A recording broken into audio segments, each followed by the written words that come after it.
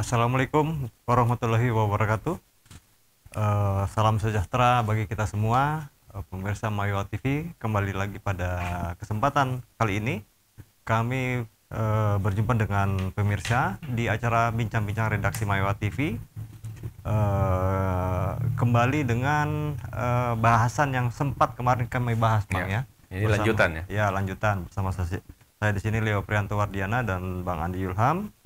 Sehari setelah panitia kerja revisi undang-undang pilkada, Badan Legislatif DPR menganulir tentang syarat usia minimum calon kepala daerah dan ambang batas suara yang telah diputuskan oleh MK.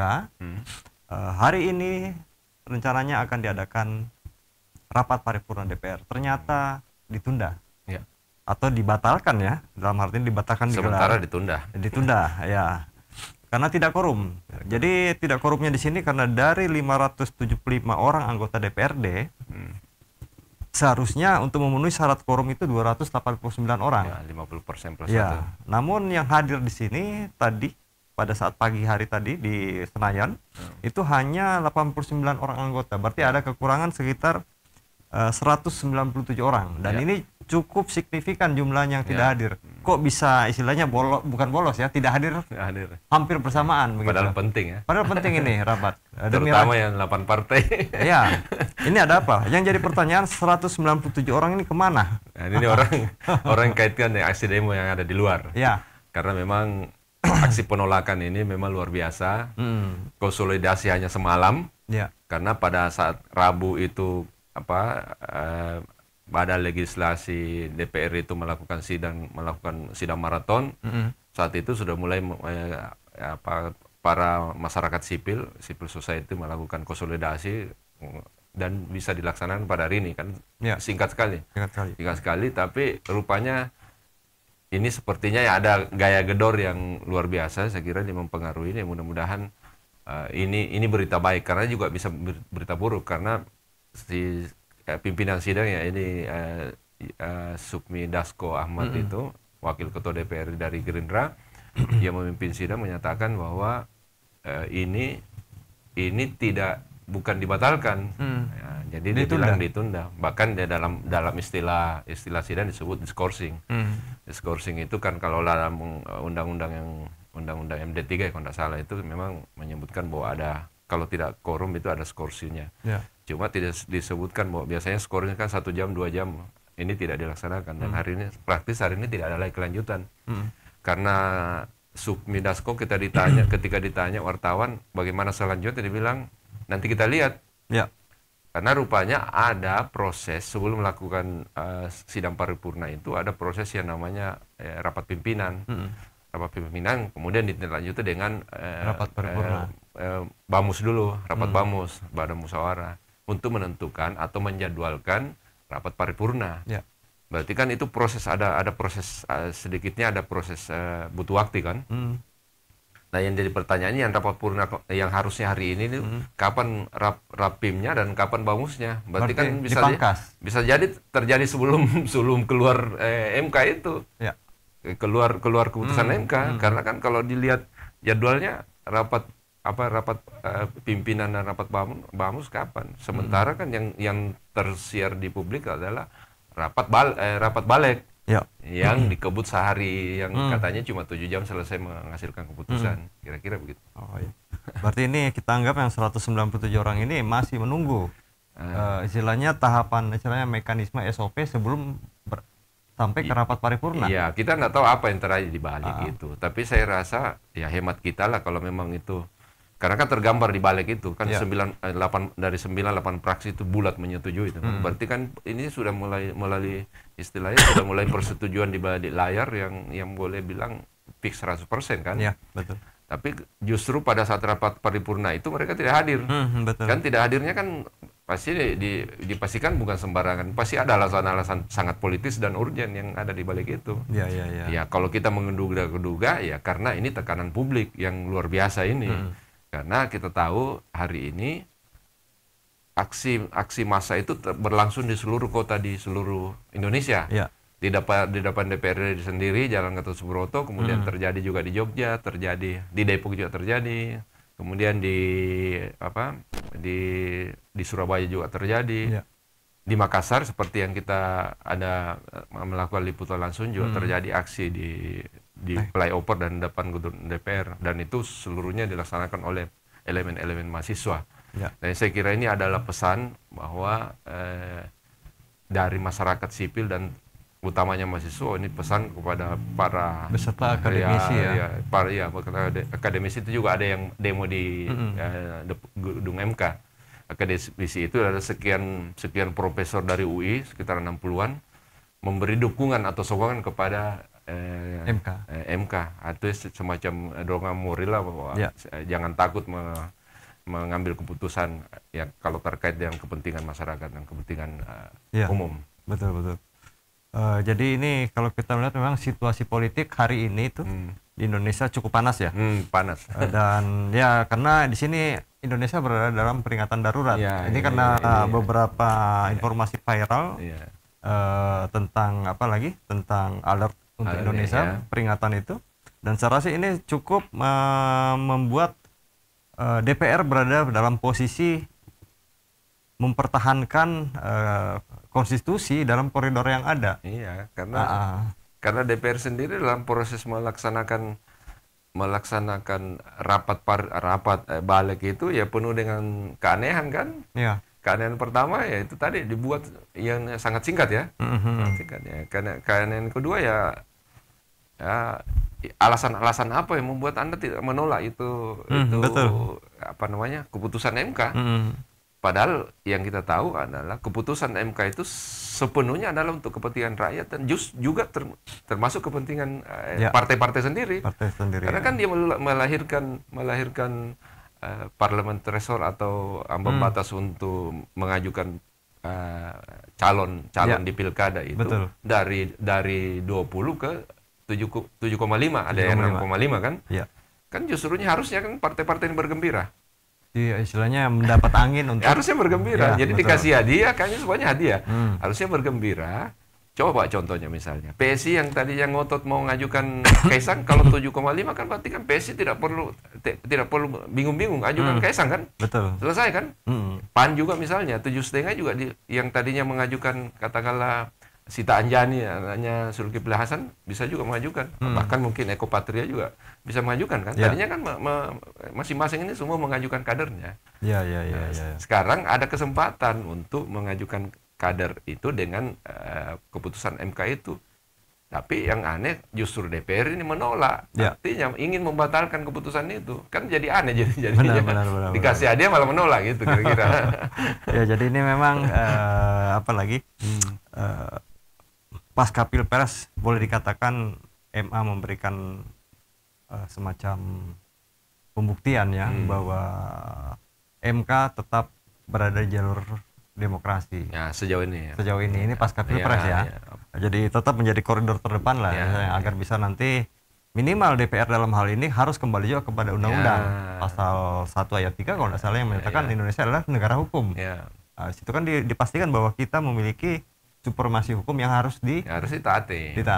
Ada aturan hukum khususnya soal ketatanegaraan harus ditaati, bahwa yang namanya keputusan MK itu final dan mengikat. Nah, sekarang berlaku. Kalaupun ada celah jangan dilakukan itu mestinya, karena itu etika berpolitik, etika berbangsa. Etika politik, etika berbangsa apa? Kan masing-masing lembaga ini sudah punya fungsi masing-masing. DPR fungsinya adalah membuat undang-undang. MK berfungsi melakukan koreksi. Kalau yang ini yang terjadi ini kan hasil dari MK mau dikoreksi DPR kan terbalik-balik ini dunia ini.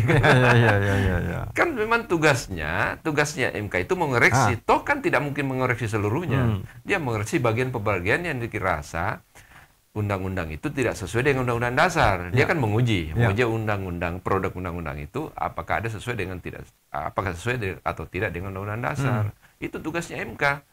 MK itu tidak perlu dikecil-kecilkan kan. Di sidang balik kemarin kan ada sampai keluar kalimat-kalimat kalau saya tidak salah Benika Harman sampai ngomong ini MK ini seenak-enaknya bikin aturan-aturan. Bukan seenak-enaknya, memang tugasnya adalah mengoreksi undang-undang yang dilakukan oleh DPR. Sementara MK itu tidak berwenang membuat undang-undang, dia cuma mengoreksi. Silakan buat undang-undang. Nah, DPR sekarang memanfaatkan kesempatan ini untuk melaksanakan tugasnya sebagai pembuat undang-undang. Cuma dimaknai oleh publik bahwa bukan membuat undang-undang, bukan tujuan membuat undang-undang yang Anda lakukan. Tujuan Anda adalah menjegal hasil keputusan MK. Jadi ini sepertinya nih kalau kita bicara masalah hukum, Bang ya. Ini kan logika hukum. Alangkah baiknya jangan dibuat paralel dengan dinamika politik yang terjadi ini. Itu ya, di situ dia kondisinya seperti itu. Itu masa justru karena ada keinginan tertentu sampai ini sudah semua etika-etika itu diterabas kan. Harusnya biarkan dulu jalan. Kalau menurut biarkan saja berjalan beberapa bulan misalnya, atau beberapa tahun misalnya undang-undang yang habis dikoreksi MK itu baru membuat RUU lagi yang berikut, atau kasihlah kepada anggota DPR yang dilantik yang berikut. Ini kan kayak kejar setoran ini. nah itu juga yang kita mencurigai, karena kan sejumlah anggota DPR ini tidak lagi terpilih pada periode yang akan datang. Otomatis yang tidak terpilih itu kan berarti kan mereka itu adalah orang yang tinggal 2 bulan istilahnya napasnya kan. Nah ini ngejar-ngejar kayak begini, aduh ini bisa kemana-mana kan, persepsi publik kan bisa kemana-mana. Dan memang ini menurut pandangan beberapa pakar hukum memang seharusnya KPU tuh langsung melaksanakan final dari keputusan MK sebaiknya. Namun ini juga kita dihadapkan dengan terjadinya 36 pilkada di seluruh Indonesia dalam waktu yang bersamaan. Kalau melihat dari rancangan undang-undang yang sebelumnya, yang lama, memang potensi untuk melawan kota kosong besar sekali. Dan istilahnya calon tanda kutip boneka ini peluangnya sangat besar terjadi. Nah, ini kan seharusnya kita mensyukuri putusan MK kemarin itu membuat potensi itu tidak akan terjadi. Dan demokrasi kita mungkin jadi lebih sehat. Nah ini yang jadi tanda tanya. Ini yang 8 fraksi ini DPR ini sebenarnya memang berarti kan, kalau melihat ini berarti dia ingin memang kota kosong. Artinya dia memang tidak ingin demokrasi ini sehat kan?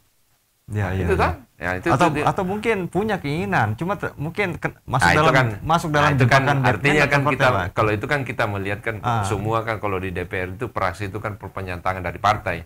Kalau partai itu kan berarti kan kekuasaan di tangan ketua umum. Nah kalau apa yang dilakukan oleh fraksi-fraksi tentu atas petunjuk atau atas arahan dari ketua umum, itu pastikan. Nah ini kan kita berbicara fraksi-fraksi atau anggota DPR itu kan kita bicara partai, artinya kekuasaan tertinggi yang ada di partai kan ketua umum itu. Nah ini yang jadi ini soal, karena ada kepentingan rakyat, ada kepentingan DPR sendiri yang ditelurkan oleh MK, tapi mereka menolak. Itu satu hal kan. Kemudian yang kedua, ada orang yang ingin diloloskan, sekedar ingin loloskan jadi calon gubernur atau wakil gubernur. Dia mengorbankan nama baik institusi, mengorbankan ada semacam etika dalam berpolitik. Ini kan luar biasa ini. Yang anggaplah misalnya katakanlah dia tidak terlibat, anggaplah Kaisang tidak terlibat, tapi dia diuntungkan dari itu. Nah pertanyaannya, kalau sekedar untuk mengangkat Kaisang, buat apa misalnya harus mengorbankan nilai-nilai berpolitik yang ini? Toh kan Presiden Jokowi itu kan anaknya sudah jadi wapres, iparnya mungkin tidak lama lagi menantunya tidak lama akan jadi gubernur, anaknya satu tadi sudah jadi wapres kan, yang anak kedua kan semuanya bisa lari ke wali kota. Kan kalau undang-undang untuk pilkada yang untuk wali kota dan bupati kabupaten kota itu 25, artinya memenuhi syarat itu Kaisang.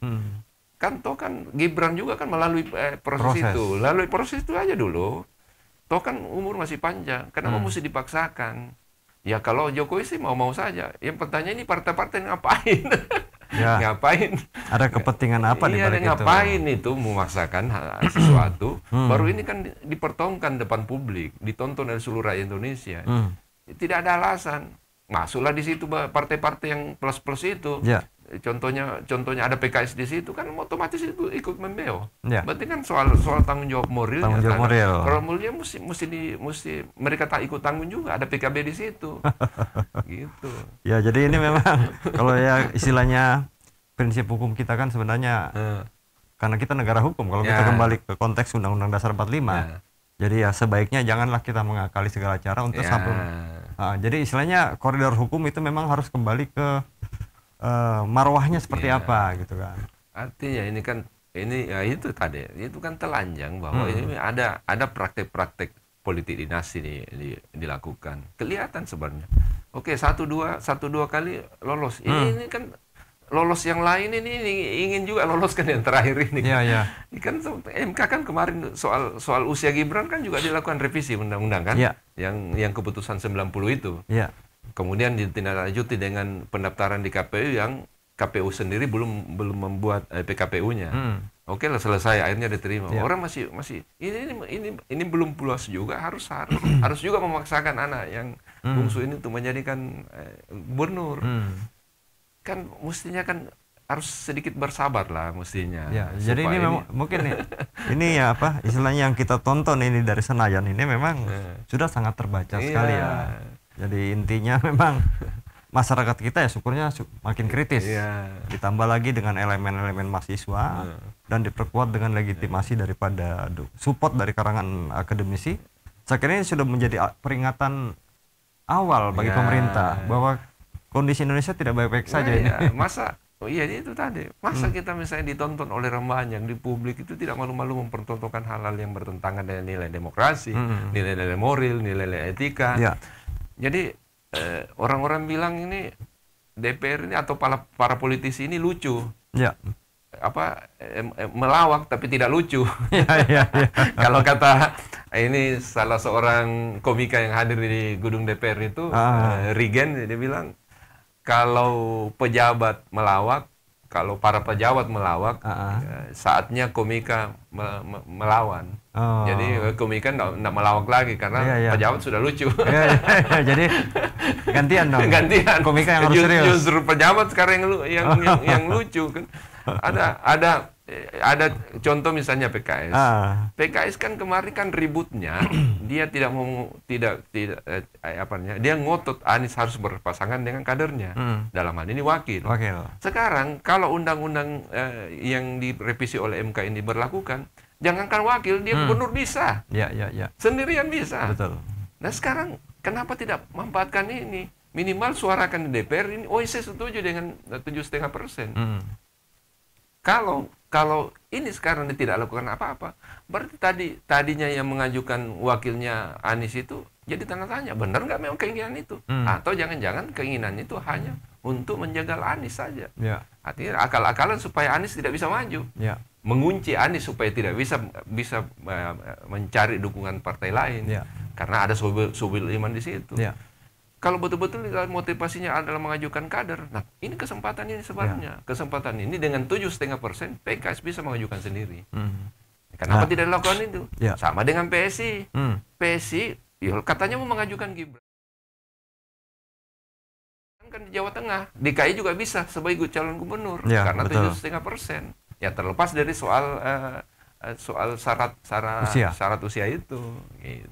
Ya ini juga sebenarnya juga Bang. Ini kan putusan MK bersifat final dan mengikat. Dan ini contohnya kasusnya bahwa tanggal 27 kalau tidak salah PDIP akan mendaftarkan Anies sebagai calon gubernur DKI. Nah ini kan kalau kita melihat bahwa PDI berpatokan pada putusan MK. Di satu sisi misalnya MK rapat paripurna digelar dan memutuskan ini hasil putusan anulirnya ini menjadi sah. Nah ini gimana ini tandanya nih istilahnya negara hukum kita nih. Itu kan soal misalnya mendaftar ini kan masih ada persoalan di KPU, apakah KPU mau melaksanakan putusan MK. Artinya kalau mendaftar, kalau MK misalnya KPU-nya menyatakan saya tidak turut sama MK, jadi masalah kan. Meskipun itu adalah melanggar hukum kan. Nah itu kan tidak harus sampai di yang tadi yang Kang Leo sebut bahwa dia sampai hasil pemilunya karena dia akan dihadang di KPU. Tapi KPU sendiri kalau menghadang itu sudah melanggar undang-undang. Karena ini menurut MK, menurut publik sekarang ini KPU bingung mau ikut DPR atau mau MK. Atau kalau menurut undang-undang kan harusnya MK. Tapi kalau melihat kenyataan sehari-harinya ya dipastikanlah bahwa KPU akan ikut pemerintah. Nah, dalam hal ini dia pasti kan akan mengikuti apa yang dilakukan oleh DPR kalau itu disahkan. Nah, tapi kan ada perkembangan baru bahwa paripurna tidak berjalan sebagaimana yang diharapkan. Terjadi namanya penundaan atau belum karena korum, karena alasan tidak korum itu. Kan pertanyaannya sekarang, dari sekarang ini sampai pada tanggal 27, kan yang dikejar ini sisa waktu ini untuk menjegal atau tidak menjegal. Tinggal sisa waktu sekarang 22, tinggal 7 hari. 7 hari. Nah, kalau 7 hari DPR tidak melaksanakan rapat paripurna kembali, maka bisa dipastikan undang-undang yang direvisi oleh KPU itu yang berlaku. Nah, tapi kalau misalnya dia melaksanakan atau lakukan lagi percepatan atau manuver di antara tanggal 22 sampai 27 itu DPR itu segera mengesahkan, maka akan konsekuensinya akan berhadapan dengan kemarahan rakyat, kemarahan mahasiswa. Siapkah DPR menghadapi itu? Karena kalau kelihatannya ini yang berbahayanya, karena dalam konsolidasi yang hanya sehari bahkan semalam ini bisa terjadi yang seperti bahkan seluruh Indonesia. Ya, ini juga yang jadi pertanyaan juga istilahnya. Bila ini kan potensi daripada dianulirnya ini putusan MK akan memunculkan sengketa pemilu yang sangat besar sekali. Dan ketika sengketa pemilu ini menjadi bola salju, justru MK lah di situ yang menjadi apalagi istilahnya garda terdepan untuk menyelesaikan sengketa ini. Iya, itu tadi dia berpotensi hasil pilkada yang kalau tidak mengalami bisa dinyatakan ilegal. Bisa dinyatakan ilegal. Artinya tidak sah, dinyatakan tidak sah. Kalau terjadi sengketa pilkada, dipaksakan akhirnya undang-undang DPR ini yang diberlakukan, maka kalau terjadi sengketa di MK, maka berpotensi besar untuk tidak disahkan oleh MK sendiri. Ini kan jadi komplikasi hukum tata negara. Jadi terjadi kebingungan di masyarakat. Bahkan dunia internasional kita mengamati kita ini. Ya, kalau sudah begini modelnya tidak ada kepastian hukum, tidak ada kepastian politik, segala rupa diterabas. Ya, boro-boro mau datang investor kan. Yang ada juga bisa hengkang. Jadi intinya memang simpelnya kita kembali ke Undang-Undang Dasar 45. Harusnya kembali Undang-Undang Dasar 45. Yang namanya Undang-Undang Dasar 45 menyebutkan bahwa keputusan MK itu final dan mengikat. Ya, karena kita negara hukum ya di sini. Meskipun ada celah DPR bisa mengajukan undang-undang baru, itu kan celah namanya. Tapi itu tidak, kalau dibilang saya sah, tapi itu melanggar etika dan melanggar ini sudah tugas fungsi dan ini tugas tadi, pokok fungsi ini saling bertabrakan. Ini menarik ini ya. Jika putusan MK istilahnya mau dirubah, istilahnya logikanya harus kembali ke MK dulu. MK tidak mungkin dirubah. Ya, istilahnya. Intinya begini, MK mengeluarkan keputusan, tidak ada jalan lain, harus dipatuhi. Iya, benar. Harus dipatuhi. Karena toh DPR ini juga punya kewenangan sendiri. Ibaratnya kamarnya beda. Kalau misalnya DPR ini melakukan ini kan sebenarnya secara tidak langsung kan mengoreksi tugas dan fungsi daripada MK. Secara tidak langsung, meskipun dengan cara menelurkan undang-undang baru. Tapi pada dasarnya orang bilang, wah ini Anda mengoreksi putusan MK. Padahal tugas mengoreksi itu adalah tugas MK. Tugas DPR adalah membuat undang-undang. Silakan buat undang-undang. Toh menurut tata hukumnya menyatakan ada namanya Mahkamah Konstitusi yang melakukan koreksi. Jadi itu hak Mahkamah Konstitusi. Jangan dikebiri itu hak itu. Kalau akhirnya semua keputusan MK yang tidak setuju DPR harus dianulir, terus apa gunanya MK? Gitu kira-kira. Jadi ini memang istilahnya kita harus kembali ke marwahnya Undang-Undang 45. Kembali. Bahwa kita adalah negara hukum sesuai dengan pasal 1 ayat 3 di situ dikatakan bahwa MK adalah putusan dalam bentuk hukum. Jadi istilahnya hukum ini mengikat sifatnya. Jadi intinya di sini memang gerakan-gerakan istilahnya respon dari masyarakat yang darurat Indonesia ini hari ini. Itu merupakan satu pesan juga bahwa memang DPR disarankan tidak melawan memang produknya hukum, ya. produk hukum dari MK gitu. Kalau dibilang bisa saja, bisa saja, tapi melanggar etika. Ya istilahnya ya wajar kalau masyarakat ikut mengawal ya. Ya masyarakat itu mengawal. Lagian ini Mas, kebetulan seluruh produk atau 3 keputusan yang dilakukan oleh MK yang kemarin itu adalah sebenarnya menguntungkan masyarakat, menguntungkan rakyat. Ya. Termasuk menguntungkan partai politik seharusnya. Anda tadinya yang bingung mau ajukan masing-masing mengajukan wakil-wakil, kan ributnya kan di permukaan begitu. Ya, khususnya untuk ambang batas ini ya. Ya, artinya masing-masing partai ingin wakilnya juga dicantolkan ke siapa, ke Ridwan Kamil atau Sekarang ada kesempatan, bukan cuma wakil. Jadi gubernur juga bisa. Ya, benar. Tapi kok malah ditolak. Berarti ini kan pertanyaannya DPR sebenarnya ingin ini memperjuangkan hak siapa sebenarnya? Apakah hak hanya seorang yang misalnya yang kurang dari 30 tahun? Padahal ini membuat citra DPR makin terpuruk di mata masyarakat. Itu kan terlalu mahal citra DPR itu, harus untuk citra DPR itu untuk istilahnya dipertaruhkan hanya untuk demi seorang anak yang di bawah 30 tahun kan. Ya. Nah, kalau sementara soal ini kan kita membacanya bahwa undang-undang yang soal 7,5 tadi ini kan soal umur usia atau mendaftar usia. Sekarang kita soal 7,5% yang dikeluarkan oleh MK. Ini kenapa DPR mempertahankan 20%? Publik membacanya untuk menjaga PDI dan Anies untuk maju pilkada DKI. Sekali lagi ini terlalu mahal. Karena ini undang-undang bukan cuma menguntungkan Anies dan PDIP, menguntungkan seluruh partai dan menguntungkan juga seluruh rakyat Indonesia. Jadi istilahnya juga memperkecil peluang terjadinya kartelisasi itu ya. Itu yang pasti, kartelisasi soal yang hasilnya bisa membuat misalnya kota kosong, terus melawan calon boneka. Itu kan mulia tujuannya itu. Betul. Tapi tidak diinginkan oleh sebagian besar anggota DPR, sebagian besar fraksi yang ada di DPR. Dalam hal ini 8 fraksi tidak menginginkan itu, padahal semuanya kalau itu diberlakukan itu keuntungan mereka juga. Iya, jadi itu tadi yang sempat kita sampaikan kemarin ya, hobinya memang pengennya kerumunan saja. jadi follower saja. Padahal ini kesempatan ya, itu terakhir. Ini kesempatan partai-partai itu mengajukan figur-figur tokoh-tokoh terbaiknya. Dia punya kader sendiri. Partai itu kan lembaga kader. Artinya seharusnya melahirkan kader-kader politisi yang mumpuni di tengah masyarakat. Tugas partai itu kan. Salah satu tugas partai adalah melahirkan kader-kader untuk menjadi pemimpin. Sekarang kalau dia tolak itu 7,5%, berarti dia menutup peluang itu.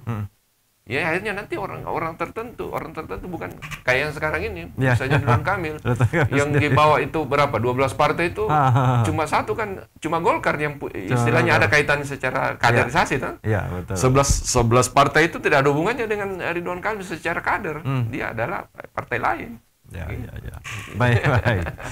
Oke, baik pemirsa, demikian tadi diskusi kami mengikuti perkembangan yang terjadi dari Senayan, dan memang peringatan darurat yang sempat viral hingga berujung demo pada beberapa kota di hari ini, itu menandakan bahwa prinsip negara hukum kita adalah jangan menghalalkan segala cara. Dan ini mungkin yang diperjuangkan oleh pihak elemen masyarakat, mulai daripada mahasiswa hingga dosen, partai pun ada, bahkan para artis. Para artis selama ini yang tergabung dalam elemen masyarakat yang ikut berjuang lah sebagai bagian dari sejarah. Kita hargai itu. Mudah-mudahan prinsip demokrasi negara kita dapat tegak lurus. Kami dari Stadium Web TV mohon pamit dari undur diri dari hadapan pemirsa. Terima kasih. Wassalamualaikum warahmatullahi wabarakatuh. Assalamualaikum warahmatullahi wabarakatuh.